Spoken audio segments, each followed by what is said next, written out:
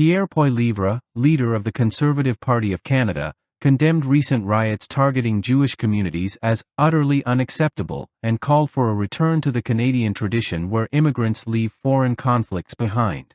Speaking during a public forum and a separate synagogue event in Côte Saint-Luc, he linked the rise in anti-Semitic incidents to Liberal policies that he claims have divided Canadians and weakened national security.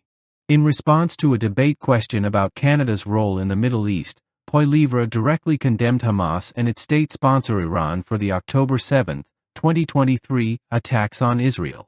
"We must condemn Hamas, and more importantly, the terror sponsors in Tehran," Poilievre said, describing the assault as the worst attack on Jews since the Holocaust. He called for defeating genocidal and sadistic terrorists and affirmed the right of Israel to defend itself while also supporting the Palestinian people's right to live free from the oppression of Hamas, dictators, and Iranian intervention. What role should Canada play in the other major international crisis in this world, in the Middle East and the war in Gaza? Pierre Poilievre, would you start us off on that? What role can Canada play? Well, first of all, we must condemn Hamas and, more importantly, the terror sponsors in Tehran who initiated the attacks, the horrific attacks of October 7th. We need to defeat the terrorists so that all the peoples of the world can live in peace and defend the right of, yes, Palestinians to have their own lives free from the oppression of Hamas, dictators, and Iranian intervention, while Israel has the ability to live in freedom and peace. But I also want to say, we need to get back to the Canadian tradition, which is that when people come to this country, they leave foreign conflicts behind.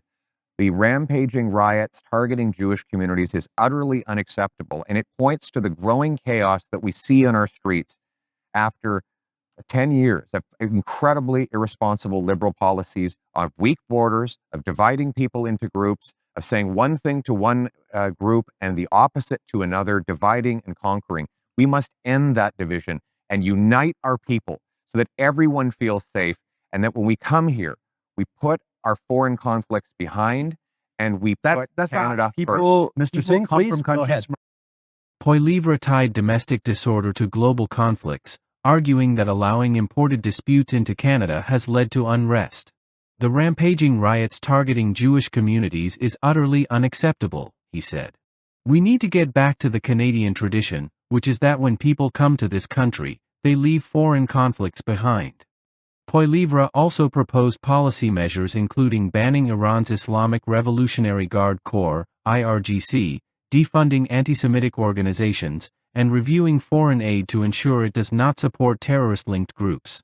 "Western democratic values depend on destroying Tehran's proxy armies of Hamas and Hezbollah," he said, asserting that Iran uses Palestinians as a chess piece in an evil chess game. The Conservative leader blamed what he called a decade of irresponsible Liberal policies for dividing Canadians along ideological and cultural lines, citing weak borders, identity politics, and inconsistent rhetoric as factors enabling unrest. "We must end that division and unite our people so that everyone feels safe," he added. His remarks, while focused on anti-Semitism and terrorism, also emphasized empathy toward Palestinians suffering under authoritarian regimes.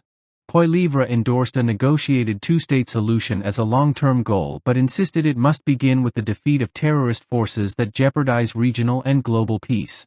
"Canada has always been a place where people come for peace, not to import their wars," Poilievre concluded.